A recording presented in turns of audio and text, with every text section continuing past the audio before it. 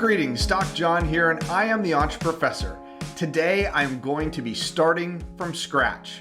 I'm going to build a course from the very beginning using a course shell in the learning management system. In this case, I'm using Blackboard Learn.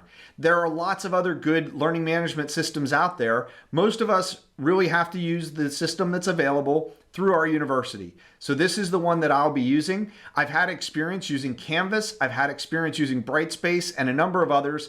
They all have their benefits. This one has a little bit of an older look and feel than some of the others I mentioned, but it does have a lot of great tools.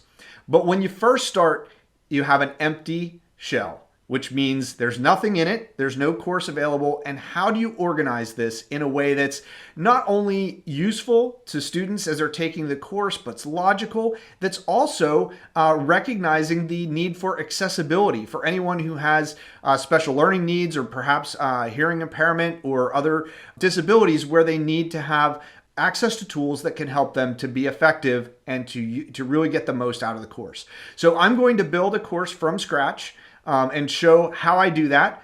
There are lots and lots of ways to do it. That's one of the benefits of a program like this or a learning management system like this. There are so many options in terms of the way you organize it. So what I'm showing here is just one way to do it. There are dozens of others. I would love to hear from any teachers or professors who have built online courses and how you do it, and love to have some dialogue about some other ways to do it in the comments below. So please do that. Please also subscribe to the channel, but let's dive in and get started. Okay, so here I am with a blank course shell. I'm going to do a couple of things right at the beginning. I'm going to create some navigation that makes it easy for students to see how they need to get started and where they need to go in the course. So I'm going to start by adding content. I'll use this plus button here to create a content area. And I always like to create a start here button so that everyone knows this is the first place to go. I do this in all capital letters, so it's very easy to spot, and I put it right at the top of the page. I'm going to select available to all users, and now we can dive in. So that's the first thing that I'm going to do. The second thing I like to do is to introduce myself, identify the faculty, the instructor, so that students know who they're learning from, particularly if it's an asynchronous course. To do that, I'm going to select another content area. Here I'll indicate course instructor. Next, I want to provide a logical flow from week to week that students can follow. So wherever they are in the course, they know they can open the folder for the week and see what they need to do. So I'm going to create a folder for each week. This particular course is a 10-week course, so I'm going to create 10 weekly folders. As you can see, I'm calling this week 1, so everyone will be able to see this is the first weekly folder and be able to click in and see all of their assignments. Now I'll do the same for the other 10 weeks. Okay, now I've created my 10 weekly folders, and as I look at it, I realize I did not create a folder or a link for the course syllabus, so I'm going to add that now. Of course, having the syllabus folder at the bottom is not really where I want it. I want that to be much earlier, so it's one of the first things that students see. So I'm going to drag this folder up. I'll actually put it underneath the course instructor. So of course they have the Start Here folder, which is where they get started. They have the opportunity to connect with the instructor, and then they have a folder for the syllabus itself. Of course, now it feels like everything's all in one place together, and I want to create some dividers to just create a little bit more structure so that students can see where and how they want to interact with the system. So now I'm going to add some dividers. I'm going to put it below the introductory components, but before the weekly folders for the activities. I'm going to create a second divider, and I'm going to place that underneath the weekly folders, and you'll see why in just a moment. So now all of the weekly folders are here, and underneath I'm going to create some tools and resources that remind students of the kind of help that they have available. This lets students know where they can go if they need specific information. This includes academic resources, resources for online learning, student technical resources, and tech support. All of the links and information and resources that are available through the school are available through these links and accessible through these links, just making it easy for students to find the information that they need if they have a question or run into difficulty as they're working through the course. Next, I'm going to create a folder for all assignments. Now, there's a couple of reasons why I do this. Number one, it gives me a source of truth for all the assignments. And if a student wants to see all the assignments that are due for the entire course, they can see them in one place. But I'm also doing this so that I don't have the assignments listed in multiple ways or explained in different ways in different places. It avoids a lot of confusion. So by creating a separate folder for all assignments, I can have all the assignments for the entire term in one place, and yet I can still reference them through a course link in the weekly folder in which they're due. And this helps students to be able to access them in a couple of different ways, but to make sure that they're going to the same place, they're getting the same set of instructions, and it's very clear where they need to go to turn an assignment in. So here we have the summary of all assignments folder, and I'm placing that directly underneath the week 10 folder. So it's in the same area with all of the weekly view and the summary of assignments. I do place it at the bottom rather than the top. And the reason is in the past when I've placed the summary of all assignments at the top, students go to that folder first, and then I find they just only go to that folder and don't go through the weekly folders. And then it ends up causing confusion and a lot of different questions. Whereas if they start working with the weekly folders and then realize they can also go to the summary of folders, which is explained in the Start Here section, it just works out a lot better. Sometimes just the order has a real impact on the experience a student has.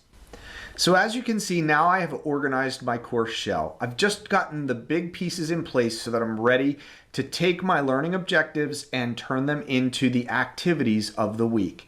So looking through, students have a Start Here button that tells them what they need to know about the course, and this is where I'm going to put the instructions that give them that orientation. Next, there's information about the course instructor. Here I will put my bio, perhaps some information about how to contact me, or some things about my background and how it connects to the course. I'm also going to have a self-introduction video here so that they can start to get to know me, even if we don't have that in-person or direct contact like you would in a synchronous or an in-person course. There's also the syllabus right at the top where it's easy to get to and easy to find so that they can access it quickly. Then the actual course content is broken down into the weekly summary so that each week they can go into the folder and work through the content in a logical manner. If they want to work ahead, they can work ahead into future weeks. If they've gotten behind, they can still go back to past weeks and get caught up. And then after the 10 weekly summaries of activities, there is the summary of all assignments so they can also view all of the coursework that is going to be turned in and will require a grade. So finally, I'm going to show a different course that has been completed so that you can see what it looks like after there's information populated. I'm starting at the Start Here, where I have an actual trailer for the course. If you think it would be an interesting idea to create a trailer for your course, check out my YouTube video on building course trailers to generate some interest and to help students understand what to expect within the course. Next, I have information about myself as an instructor here. And a rundown of all the types of materials and information that they're going to see and experience during the course, so giving them that general orientation. Next, I have the Announcements tab, which is very important for any course. This is where I communicate with the class, share information, let them know what's coming, or to provide guidance on upcoming assignments, and so forth. Next, I've included in this course some links to some critical materials. The online textbook link is here. The community for dialogues and discussions is here. Or if there's a discussion board, a link for that might be here as well, so that students can quickly and easily move into the area where they can engage with one another. I've also included the faculty information tab, which is also available in the Start Here button, but for those who want to figure out how to connect with me, can quickly go in and find this information. And that's followed by the syllabus, giving the overview of the entire course.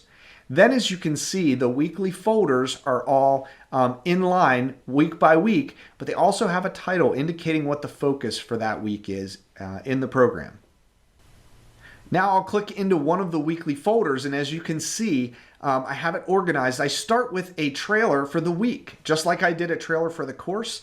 I will sometime soon create perhaps a video on creating weekly summary channels. But as you can see from this particular trailer, it's showing all of the activity that's going to happen that week. So everything from the readings that are going on for that week to the assignments to the team activities, All of these are summarized here in this quick video so students can be reminded of what's coming next. But I also pair this video with a written summary, particularly because this can be used with adaptive technologies to be delivered in lots of different forms. For instance, those who are visually impaired can use a reader to access the information this way if they weren't able to visually see what's on the trailer. So different ways to present the information and let everyone know what to expect this week, along with all of the links to the resources for this particular week, the activities of that week, the assignments of that week, everything they need to be able to work through everything right in this folder in the course shell, and they can turn in their information right through these links. And again, there's a summary of all assignments after all the weekly folders, followed by a resources section. So as you can see from this example, once you have an organized course shell, then you can begin to populate it with all of the assignments and readings and videos and all the other content that's going to help to build the learning objectives. So this is just a way to create a very organized view and start to set the stage to ensure that each aspect of the course is also accessible and inclusive for all audiences, and making sure that it's easy to follow and that it can be easily connected with adaptive technologies or different ways that students can get to content and learn and approach the learning objectives in a style that makes sense for them and accommodates their specific needs. I hope this was helpful, and I really look forward to engaging further about ways to create an excellent learning experience for students and testing and experimenting new ways to continually improve that process. Let's keep going.